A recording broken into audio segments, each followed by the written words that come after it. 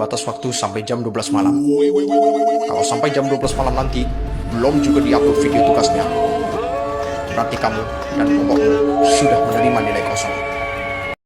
But what the hell, boy? Shalom, kami dari Universitas Stella Maris Sumba, Prodi Teknik Lingkungan semester 2. Pada saat ini kami akan memperkenalkan nama dulu. Perkenalkan, nama lengkap saya Marjil Irani Cantika Dida dengan NIM 2525302013, dan di sebelah kanan saya nama saya Reski Aisyah Deluri Jurmana, NIM saya 2525302017. di sebelah kiri saya. Perkenalkan, nama lengkap saya Jombo Sogar dengan NIM 2525302007. Baik, pada saat ini kami akan menjelaskan ulang terkait dengan mata kuliah pencemaran udara, yaitu dengan judul kami akan menjelaskan ulang tentang 10 nomor kuis. Selanjutnya, perhatikan dalam video kami selanjutnya. Soal yang pertama, membentuk kawasan lindung konservasi. Peraturan membagi wilayah menjadi dua. Yang pertama itu wilayah untuk kegiatan ekonomi, dan yang kedua itu wilayah khusus untuk pelindungan. Cara kerjanya itu, pemerintah menetapkan era tertentu sebagai cagar alam, suku margawasta, taman nasional atau hutan lindung. Jamin jangka panjang itu, di era ini aktivitas manusia seperti menebang pohon, berburu atau menambang dilarang keras. Dampaknya itu, tumbuhan dan hewan bisa hidup berkembang biak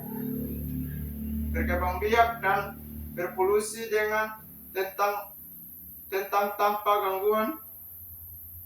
Contohnya polusi mereka atau tetap terjaga dan tidak punah. Soal yang kedua itu, mengatur batas penambilan sumber daya alam. Peraturan itu membatasi seberapa banyak sumber daya alam yang boleh diambil manusia.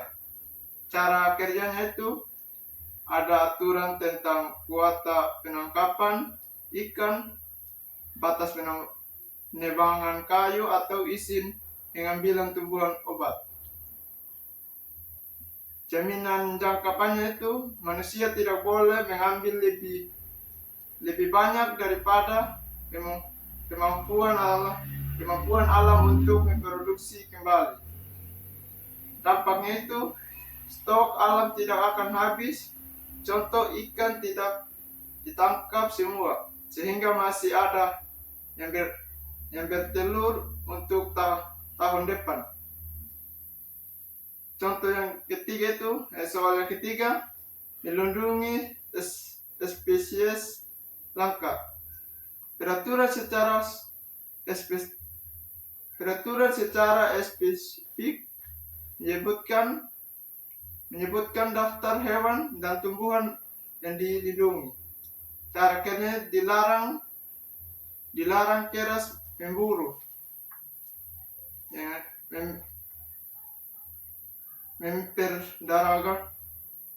memperdagangkan atau membunuh hewan langka seperti harimau, waraguatan, badak. Jamin jangka panjang itu, spesies yang jumlahnya sedikit ini aman dari perburuan liar, sehingga populasinya itu bisa ditinggalkan melalui program penangkaran atau pelestarian alam. Dampaknya itu, keanekaragaman hayati tetap utuh, rantai makanan tidak terputus, dan ekosistem tetap seimbang.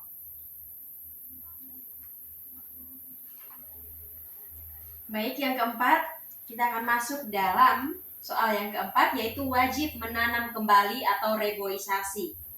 Nah, peraturan ini dia mewajibkan siapapun yang mengambil hasil hutan untuk menggantinya kembali. Bagaimana cara kerjanya? Cara kerjanya, perusahaan atau orang yang menebang pohon wajib melakukan penanaman kembali di lahan yang sama. Jaminan jangka panjangnya seperti apa? Hutan tidak akan menjadi gundul selamanya, akan selalu ada pohon baru yang tumbuh untuk menggantikan yang sudah ditebang. Dampaknya apa? Dampaknya, fungsi hutan sebagai paru-paru dunia, penahan air, dan rumah bagi hewan tetap terjaga selama ribuan tahun. Soal yang kelima, pengendalian spesies asing. Peraturan ini, dia mengatur masuknya jenis tumbuhan atau hewan dari luar negeri. Cara kerjanya bagaimana?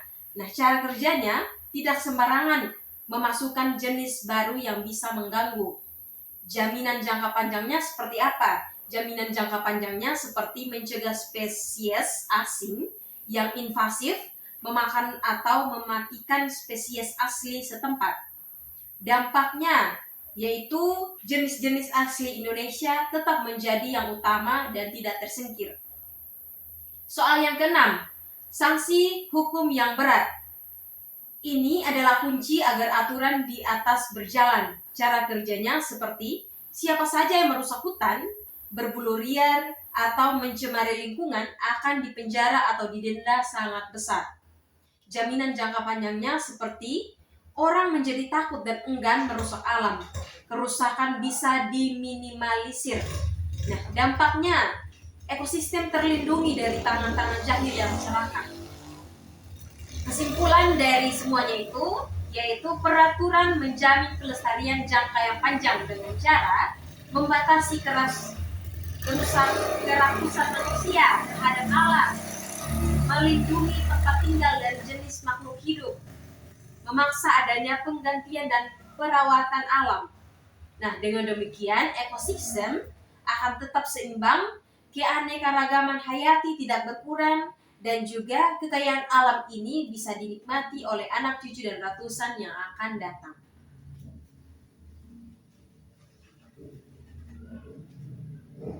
Jadi saya akan menjawab atau menyampaikan soal-soal berikutnya. Yang ketujuh itu kepanjangan dari ISPU, yaitu Indeks Standar Pencemar Udara. Yang kedelapan itu, mengapa asap tungku kayu berbahaya jika dapur tidak ada ventilasi? Jawabannya, karena asap tidak bisa keluar dan akan tertangkap di dalam ruangan, misalnya di atap, tembok, dan C. Asap tersebut mengandung gas beracun dan partikel debu yang jika terhirup terus-menerus dapat menyebabkan gangguan pernapasan, yang misalnya iritasi mata hingga keracunan udara. Bagian yang ke-9 itu angin kencang saat musim timur di SBD selalu membuat udara jadi besi. Penjelasannya itu salah atau penyampaian soalnya itu kurang jelas.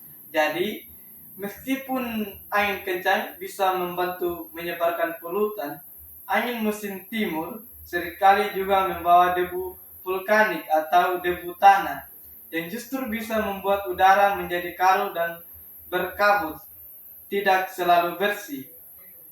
Soal yang ke-10 itu PM 2,5 berbahaya karena ukurannya kecil sehingga bisa masuk ke paru-paru.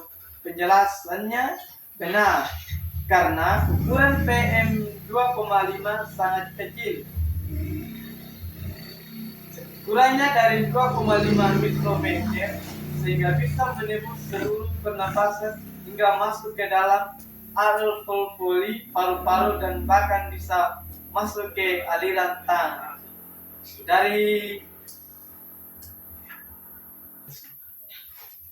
Baik, sekian dari hasil presentasi kami. Jika ada kesalahan dalam penyampaian presentasi kami, mohon maaf. Kedepannya kami akan berusaha untuk menjadi lebih baik lagi. Sekian dan terima kasih. I just had to let you know you're